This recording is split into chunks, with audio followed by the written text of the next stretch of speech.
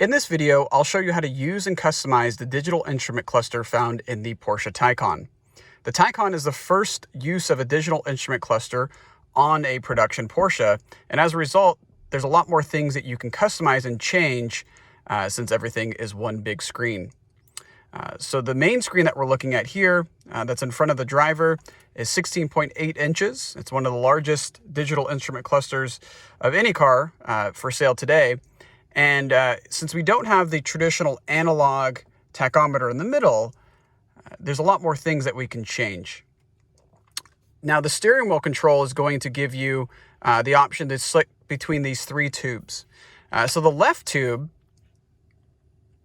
and what we do is we push the arrow, and you'll see the different tubes light up in yellow. So we're going to use the left tube, and then we're going to use the wheel on the right-hand side to select between the different options. So as you can see, depending how your car is equipped, we have assistance systems, traffic signs, G-force, for example. If I want to look at that, I just tap on it. If I want to go back, I hit the back button on the steering wheel. All-wheel drive will show me the power distribution between the front and rear axle. PDCC will show me how much the vehicle is countering the amount of lean that the vehicle would do when you go through a corner. Tire info, this will display tire pressure information when you're driving over 15 miles an hour. So that is the left tube. It also contains the odometer down at the bottom.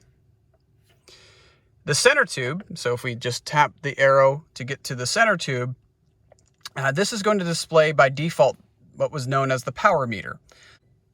The power meter will show you how much power you're using to the right when you press on the accelerator, and then it will show how much recuperation you're doing to the left when you push the brake or lift off the accelerator, depending what mode you're on.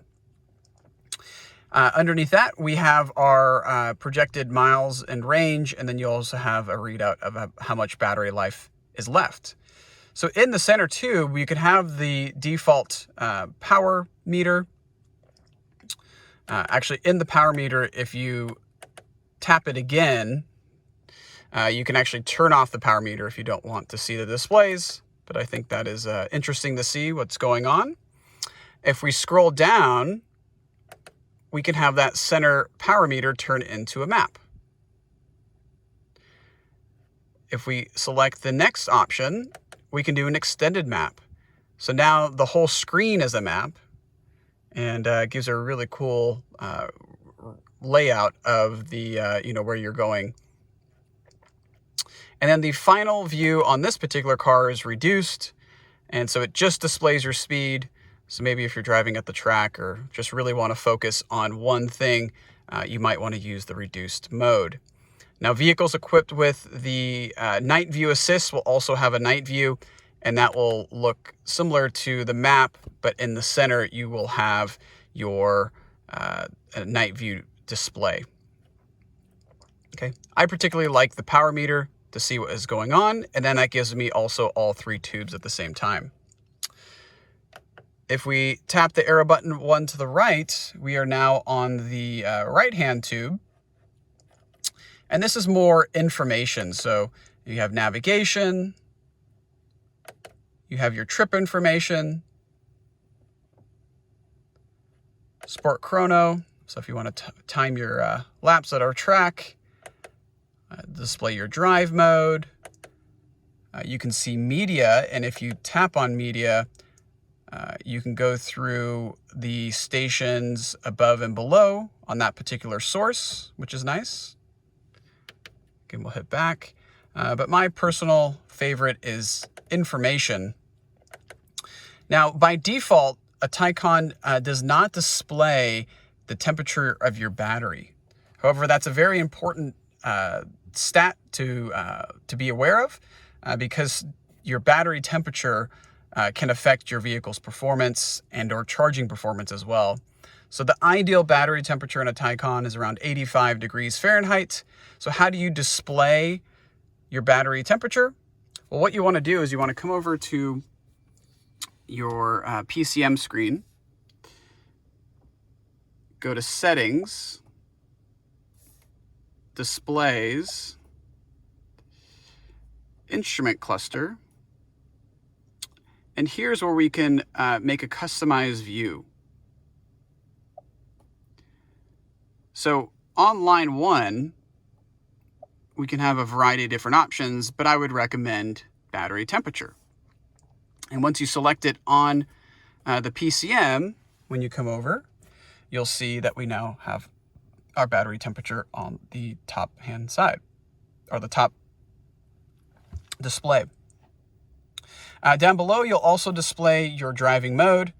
So if I scroll out, my car has the Sport Chrono package. So if I turn the wheel, I will select different driving modes, and those will be displayed underneath at the bottom. Now you'll notice when I go into range mode, it also tells me my maximum range. And if you didn't notice, my range has also changed. So let me just go back to normal, for example. Again, the car says I can do about 99 miles. But if I go into range mode, that bumps up to 104 miles. There is a maximum speed that you'll be able to go in range mode, and that's because air resistance is one of the contributing factors to loss of efficiency in an electric car. And so what will happen is you'll accelerate, you'll get up to a certain speed, in this case 70 miles an hour, and it feels like you can't push any harder. There's some resistance. And that's to limit your speed. Now, if you needed to, you could really push the pedal hard and basically go through that 70-mile-an-hour barrier for emergency situations, for example. But how do I change that maximum speed? Well, if we come back over to the PCM again, and we go to Home, Vehicle, and if we go to the 3 dots over here to the right, we can change our range mode configuration. And in range mode, again, you can pick from different air conditioning modes. So Eco is going to give you kind of a more eco-friendly, more battery-friendly air conditioning and heating logic. Eco Plus is really not going to, cool your vehicle down. For example, with the air conditioning, it's really meant to just keep the windows unfogged. So if you want to be comfortable, I suggest at least leaving it in Eco mode, Eco Plus, if you really need maximum efficiency. But down here, you'll see maximum speed. And again, I can set this to what I want. Again, probably no more than 70, 75 to be the most efficient. But if you wanted to cruise at 80, you can do that. And when I come back over here, you'll notice that the maximum miles per hour is now 80. Okay, so that's how you change it in the PCM. Over to the right-hand side, you'll see your drive selector. And if we come over to the other side as well, you can see we have our drive selector here to the right. It's actually the very similar design to the 918 Spyder, which is kind of cool. Put your foot on the brake, down is drive, up is reverse, one little tap is neutral, and then put the vehicle in park, you hit P for park. Over on the right-hand side, we have our stability control button. So in this particular car, we need to switch it back. Doesn't want us to do sporty driving in range mode. So because I have the Sport Chrono, I can do PSM Sport if I just tap it. If I want to turn it all the way off, just go ahead and hold it down.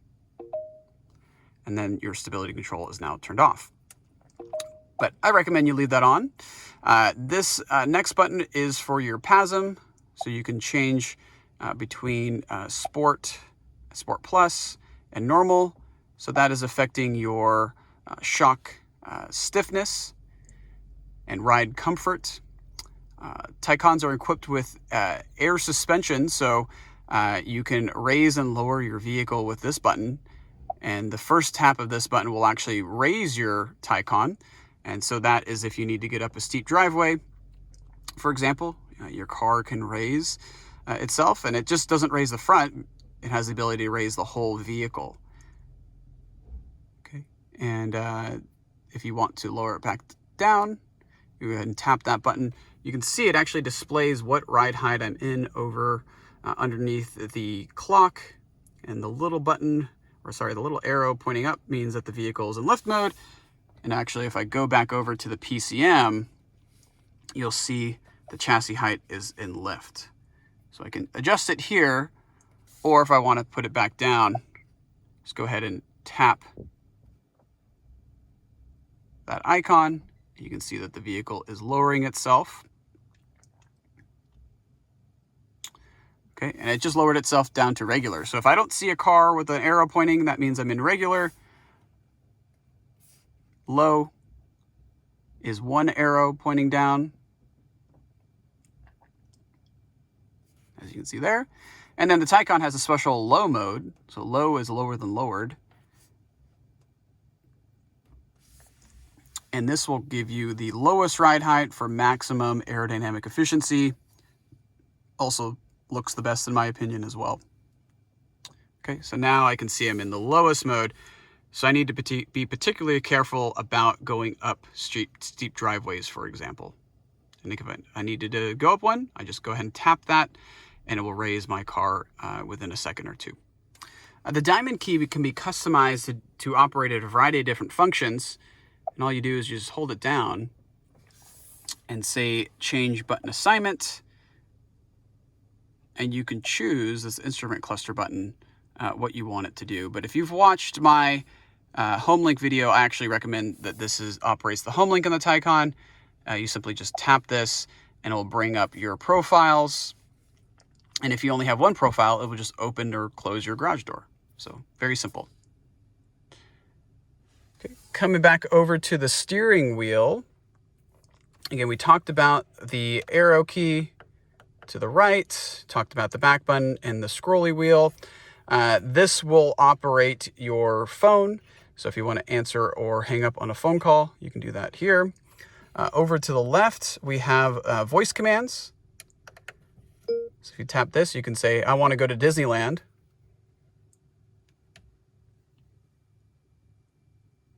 Please select a line number. And you can control the vehicle that way. If you have your phone hooked up or Apple CarPlay, if you hold it down, that will do Siri. So you can control your phone with your voice. This is volume. This is another diamond key, and I actually have this as sport sound. So for example, if I turn on the car, I'm in normal drive mode. I tap this, hopefully you can hear that. Tap it again, and it turns on or off the electric sport sound. By default, it only comes on in Sport Plus. So if you have this option on your car, you can just tap that when you're in normal or sport mode, for example, and hear the special sound that the Taycan makes. Okay, and that shuts off when you put the vehicle in park. The other button on the steering wheel is the Recuperation button. And so the Recuperation button goes through the different recuperation modes that the Taycan is equipped with. This will be a subject of another video, but just real quick, by default, the vehicle is in recuperation off, so it just coasts. You tap this, it turns recuperation on, so you lift off the accelerator and you'll get slight recuperation. Not designed to do one pedal driving, but designed to just really have your vehicle hold back instead of sometimes going faster when it's just coasting. But my personal favorite, if you hold this down, you can see a little A popped up on the dash, and this gives you auto mode, and it'll blend the feeling or the operation of the two recuperation modes. So if you're normally just coasting on the freeway, nobody's in front of you, lift off the accelerator, you'll coast. Somebody gets in front of you or you're approaching a car, and the car can automatically do recuperation to help keep a distance between you and the car in front of you. Works really, really well, but you do just need to hold down that button for 5 seconds when you get into the car in order for that to go on. Okay. Just hold it down, see the A. Okay, over on the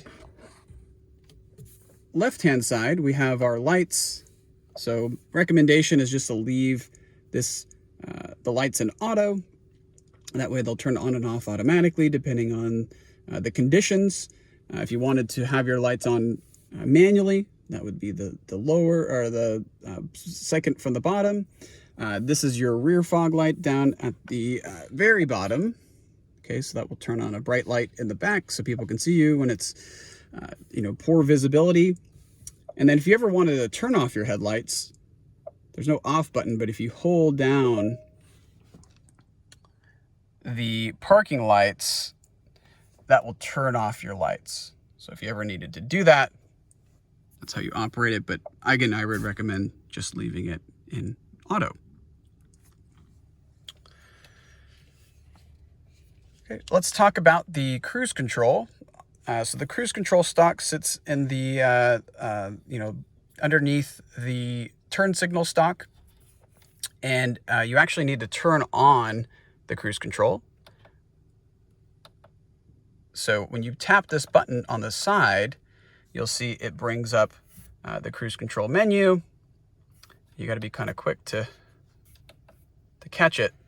But depending how your car's equipped, you'll have different options. So Porsche InnoDrive, which can take into account driving conditions and speed limits and the road that you're driving on to help you drive. It goes away quite quickly, as you can see. Adaptive cruise control, ACC, that's just traditional adaptive cruise control. So you set a speed, you set a distance, and your car goes that speed or distance. And then finally, you have a limiter where you can just limit your speed. Up top, you have lane keep assist, which will, kind of keep you in your lane using the camera and kind of nudging you back into your lane. And you also possibly have something a step further called active lane keeping. And this will, as it says, will actively keep you in your lane. Once the vehicle picks up the lane markers, this little steering wheel will turn green and your car will essentially drive you. You do need to make a steering input every once in a while, but it's a great system if you want to take some of the mundaneness out of just driving. Okay, you can also adjust the modes down here at the bottom. That will bring up that same menu up top in case you need to change between the two.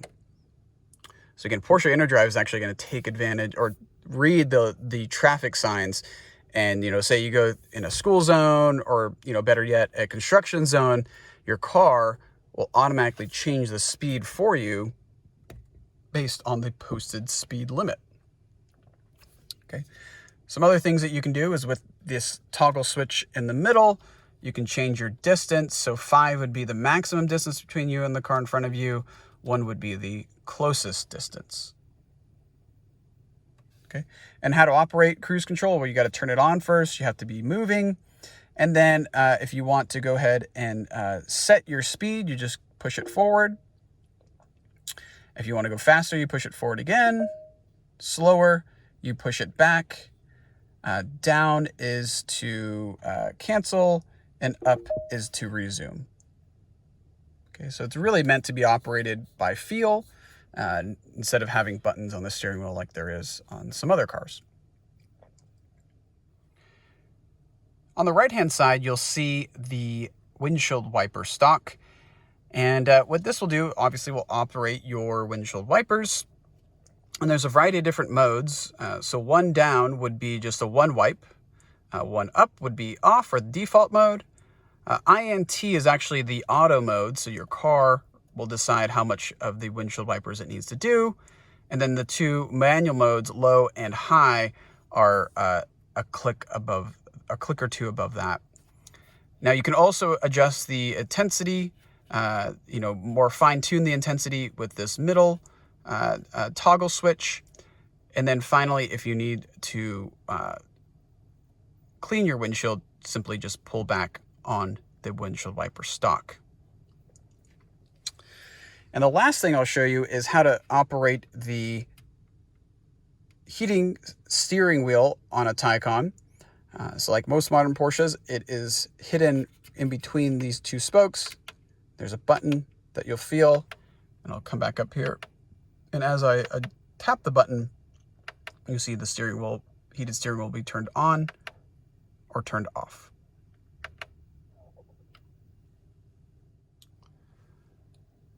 All right, so that is the instrument cluster in the Taycan. You know, a lot of cool things you can do with this particular screen, and again, it's all there for you to customize to your liking.